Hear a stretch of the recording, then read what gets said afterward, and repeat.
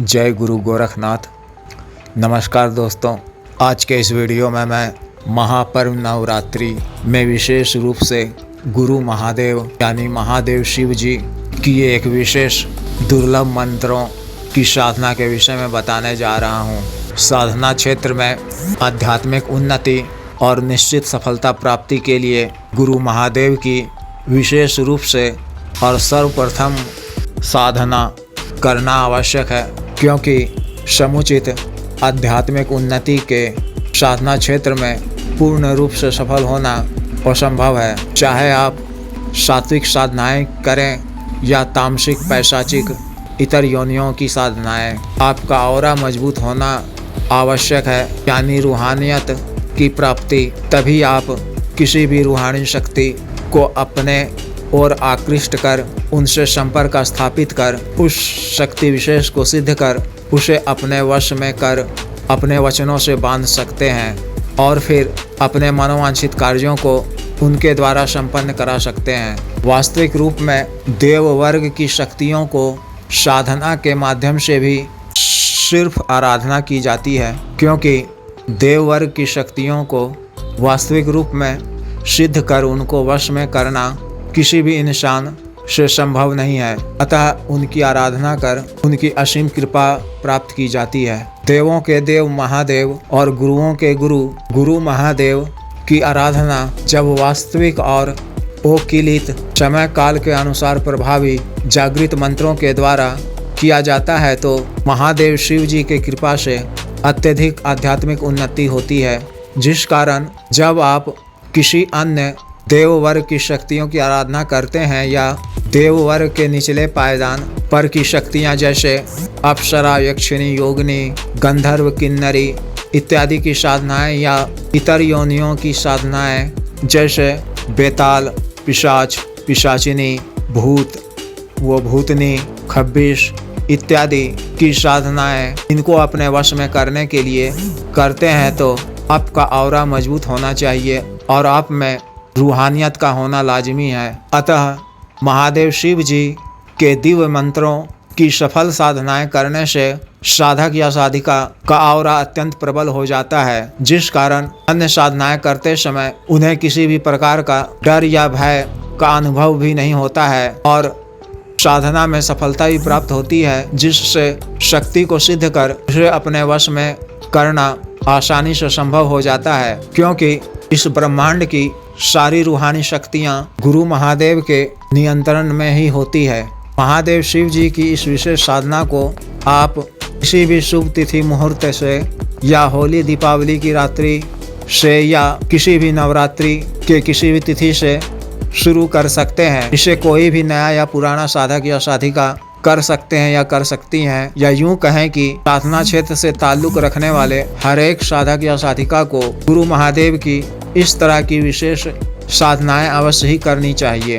इस साधना को आप प्रातः काल में या संध्या बाद भी कर सकते हैं। अतः प्रातः काल में स्नान इत्यादि से निवृत्त होकर महादेव शिव जी एवं माता पार्वती की सामान्य पूजा अर्चना कर लें। फिर पूजा घर में या शिव मंदिर में या घर के किसी एकांत खाली कमरे में पूर्व और दक्षिण के कोण वाले दिशा की तरफ अपना मुख कर सफ़ेद आसन बिछाकर साफ व स्वच्छ धुले हुए सफ़ेद वस्त्र को धारण कर बैठ जाएं। फिर गुरु मंत्र के द्वारा 3 बार मंत्र को पढ़कर अपने शरीर पर फूंक लें। फिर अपने सामने मिट्टी के एक नए दीपक में गाय के देसी शुद्ध घी से एक बाती वाला बाती, अगर सामान्य रुई की स्थान पर श्वेतार्क के फलों से प्राप्त रुई हो तो और भी उत्तम है। यह रुई आप हमारे यहाँ से भी प्राप्त कर सकते हैं। अतः पड़ी हुई बाती वाला एक दीपक को प्रज्वलित कर दीपक की लौ को अपनी तरफ रख अपने सामने दीपक को कुछ दाईं तरफ रखना है। फिर गुग्गुल का एक धूप जला लें। हाथ में जल लेकर एक छोटा संकल्प ले लें और जल को भूमि पर छोड़ दें। फिर धरती माँ और अग्निदेव को प्रणाम कर श्वेतार्क की माला या संस्कारित नई रुद्राक्ष की माला से गुरु मंत्र की एक माला का जप कर उच्चिष्ट गणपति के मंत्र को 7 बार पढ़ सबों से आज्ञा लेकर साधना के मूल मंत्र का जप अपनी क्षमता अनुसार 5 माला या 10 माला या 15 माला का 21 दिनों तक लगातार करना है। मंत्र जप के बाद क्षमा याचना कर वहीं आसन पर बैठकर 10 से 15 मिनट तक ध्यान अवश्य करना है। विशेष तरह से ध्यान करना और इसकी सूक्ष्मता को आप मुझसे संपर्क कर जान सकते हैं। फिर 22वें दिन कुल जप मंत्रों की संख्या का दशांश हवन करना है। 4 कुंड वाले हवन कुंड में आम की लकड़ी से अग्नि प्रज्वलित कर उसमें थोड़ी मात्रा में अगर उपलब्ध हो तो खैर की लकड़ी या नहीं तो थोड़ा सा कत्था डाल देना है। फिर सामान्य हवन सामग्री यानी कि हुमाद, गुग्गुल, कपूर, जौ, काला तिल, अक्षत, पंचमेवा, गाय का शुद्ध देसी घी, कपूर इत्यादि में बेल के सूखे हुए गूदा को भी शामिल करना है। हवन की आहुति देने समय अपने दाहिने हाथ की बृहस्पति वाली अंगुली में कुश को धारण कर लें या संभव हो तो स्वर्ण की अंगूठी को धारण करें। हवन की आहुति के समय मंत्रों की संख्या गिनती के लिए रुद्राक्ष की माला को अपने बाएं हाथ में पकड़ना है और दाहिने हाथ से आहुति देना है और मूल मंत्र के अंत में स्वाहा जोड़ देना है। फिर कुल आहुति दिए गए मंत्रों की संख्या का 10वां भाग का तर्पण करना है।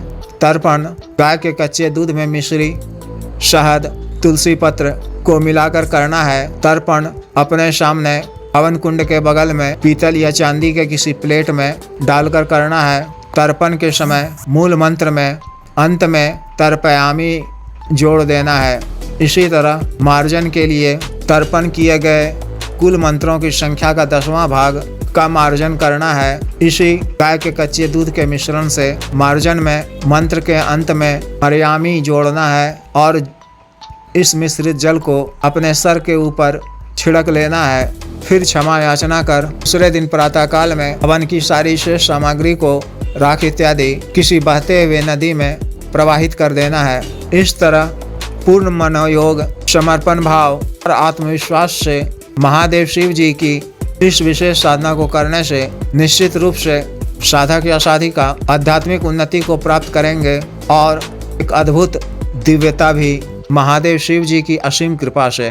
अतः जिस भी साधक या साधिका को यह विशेष साधना करनी हो वह दिए गए व्हाट्सएप नंबर पर या 8789548625 पर बिजनेस, व्हाट्सएप या टेलीग्राम से मैसेज कर गुरु दीक्षा प्राप्त कर इस साधना की दीक्षा और उच्चिष्ट गणपति तंत्र, श्री भैरव तंत्र, महामृत्युंजय तंत्र, वो अन्य साधना सामग्री और सामान्य वो औषध रोगों के लिए विशुद्ध आयुर्वेदिक औषधियाँ प्राप्त कर सकते हैं। आदेश।